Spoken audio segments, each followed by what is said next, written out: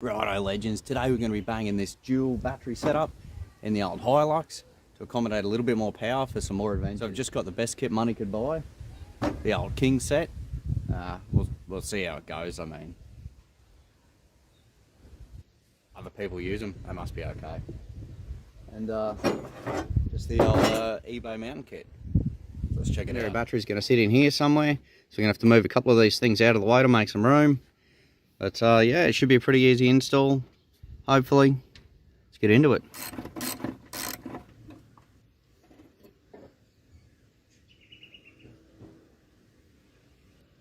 Pretty sure that just snapped off. Oh no. Hey, finally one that didn't snap.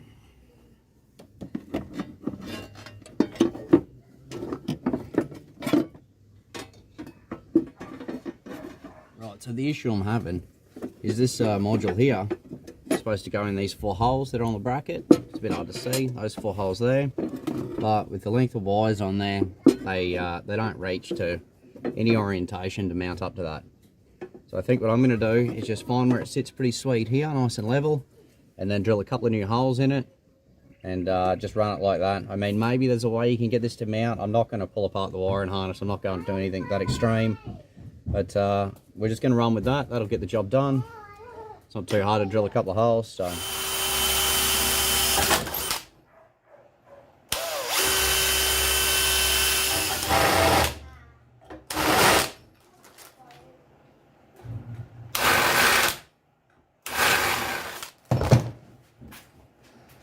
Righto, so that's our 2 new holes there, so we can mount that module down a lot lower. While I'm in here, I might knock the ends of these bolts off, just so they don't get caught on anything in there. They're a lot longer than they need to be.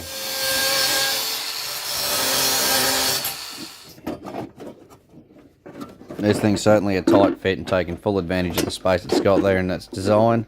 And of course you want to get as big battery in as you can.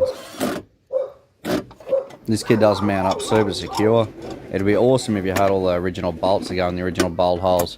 It's a well-designed kit for 50 or 60 bucks or whatever it was. It's not worth building one yourself. Unfortunately, my bolts are pretty broken, so the old tech screws to the rescue there. I'll try and screw this module up here off to the side, but as you'll see a little bit later on, there just isn't clearance. So I take it off and I tuck it down in beside the tray and under the wire in there, and it fits in there pretty well. Now, I certainly had a workout lifting this battery in and out so many times. Hopefully after you've watched this video, you won't have to do it as many times as I did. We've got the battery tray in and the battery. I have to say, quite a bit more difficult than I thought it was going to be, but we got her in there in the end. Got as many mounting bolts in as we could that were supposed to be in there. I've had to chuck a couple of screws in because a few did snap off, unfortunately, but it's in there and it's really solid. I'm not concerned about that going anywhere. Right, so something we definitely overlooked. I've gone to put this battery clamp on, and of course, the little hook can't come through because that's where we've mounted that module. So I'm just going to drill a new hole a little bit further up, just above that module. There's enough threaded rod on here that I can just cut this off a bit shorter and have it sitting up a bit higher on this side. So hopefully that works.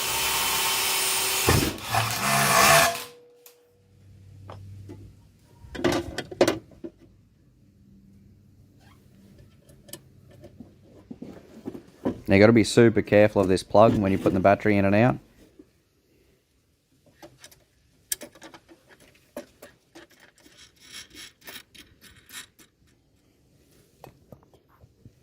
Right, now I've just got to remember to cut that off before I shut the bonnet, but we'll get back to that later. Got to mount the control box somewhere. Probably the best place to mount it's going to be down here. So, no, it means I've got to take this panel out again. Pain in the ass, but better to get it in a good spot.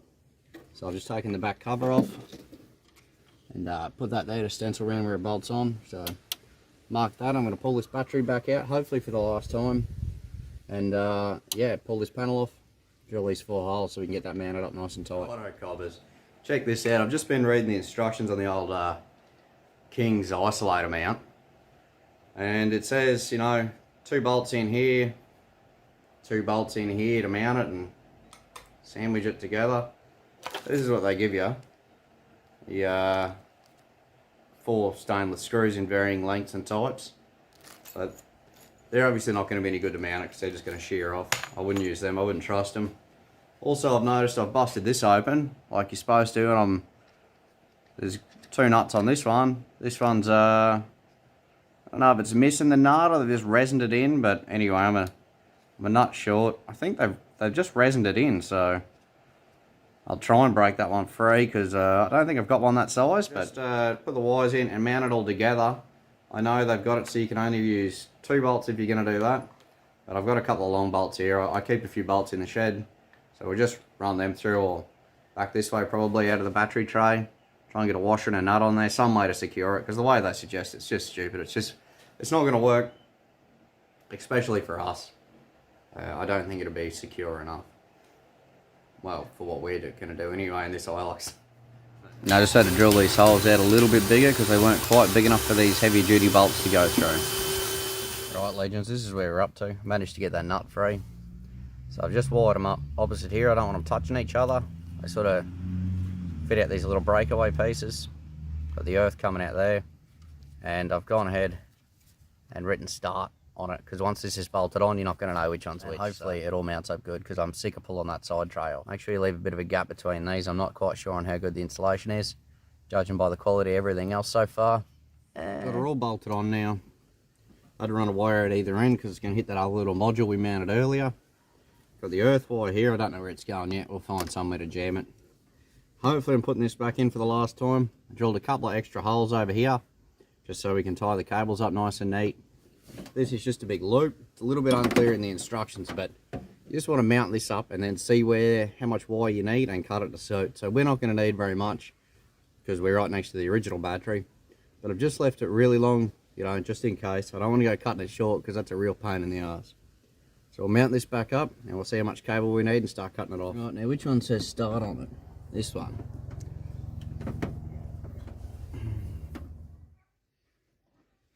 Now I want to try and run this wiring as neatly as possible, so I'm running it back along the firewall and around the back of this battery tray and the main battery.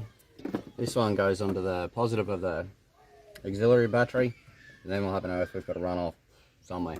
Right, so this battery tray mounting bolt's going in a factory bolt hole. We put that in earlier. It's quite a long bolt, so I'm going to use that as our earth point. Straight back to the body. It's as good as it's going to get, other than running to the main body one here that's a bit shoddy looking anyway, but it's going to run it to there. We've got plenty of room for that, so we'll get on and do that.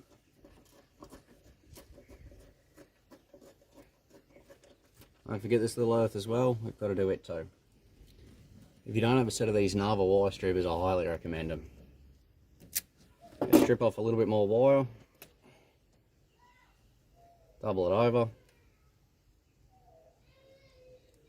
push it up in there so you can just see it, and then you got the little spike there for crushing them.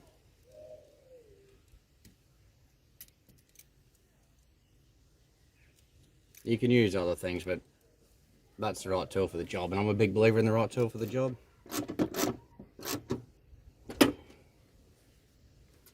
Right, so we're at the point where we've got to put our terminal on here, our connection, this guy. So you really should solder these on, but I'm just going to crimp them this time and we'll see how it goes. So you got to strip the wire off. You can use a knife or whatever you got on hand. Right, got that copper exposed. I'm going to put your heat shrink on.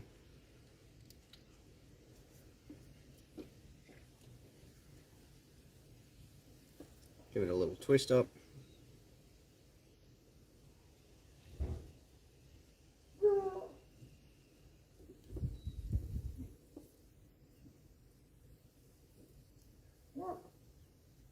Right, that's how that should look. You want to crush them. Crush it down tight. You can use a pin punch or heaps of different things. I've got a set of these. DeWalt double jointed pliers. Did a review on them pretty early on in my YouTube channel, so if you want to check them out in a bit more detail, have a look at that. I'm pretty sure these are about to crush them well enough.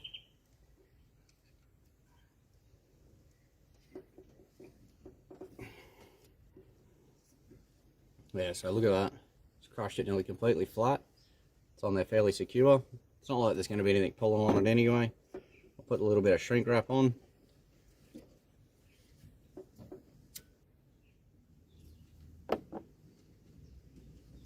Right, that one's done. I just done the cord onto the main battery exactly the same way. I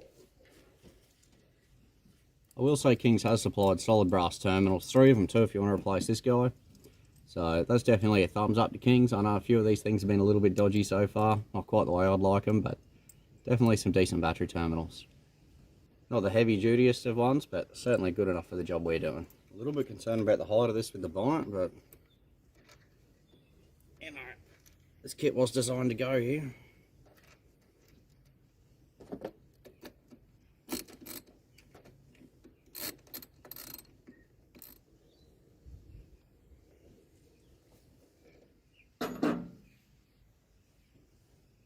Right, so my main terminals are solid brass ones, a lot heavier duty, but they're nearly at the end of their days. I think we're going to replace them both together, so I'm not going to worry about chucking the Kings one on here. So I'm just going to tee in. The only accessories this car's got at the moment is a couple of spotties on it, so no big deal. Anything else I'll wire up, and trust me, there'll be more things will be getting wired off this bad boy just in case. But yeah, for now, I'm just going to run this original one. I'm going to take the negative off before we tee into it, and then we'll chuck the power on, and we should be good to go. Now you should always take the negative off when you wire new things into the positive, just in case anything shorts here. Right, so this bolt on the original terminal is not gonna fit through this hole, so a little bit dodgy. But what you can do is just snip here, break that, and then bend these open a little bit, so you don't need to go much bigger, and that bolt should fit through there then.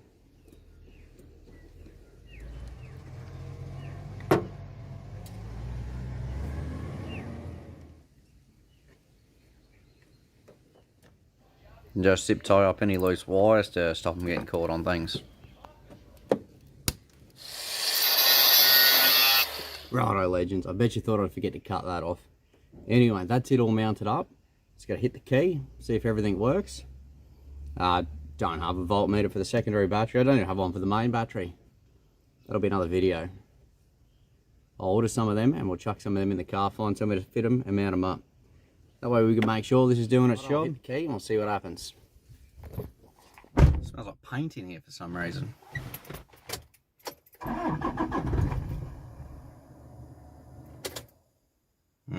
Not a good sign. Oh well, started, it's running. I can't see any smoke coming out of the engine bay. Will it sit here in neutral? It's not rolling down the hill, we'll go for a look.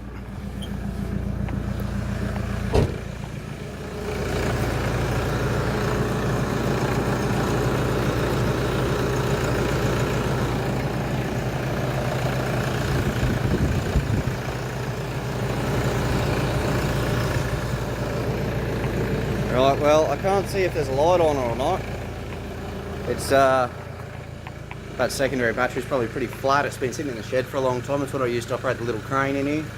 So, I don't know. I'll try and find a voltmeter and chuck on there to see if it's worked, but I think everything's wired up properly.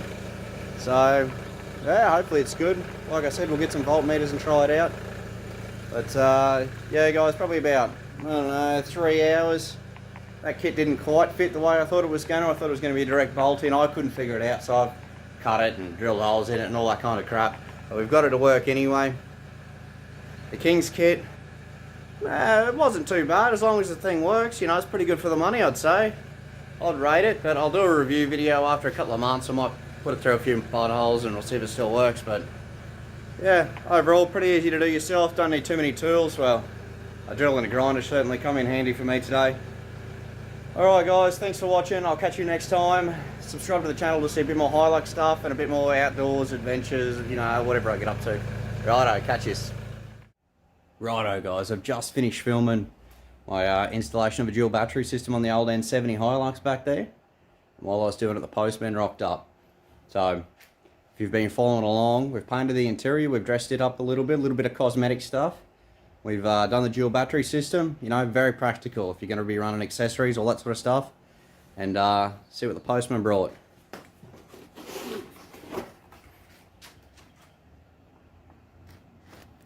A little bit of a sneak peek, but I'll tell you what, the Hilux is about to get some wank factor.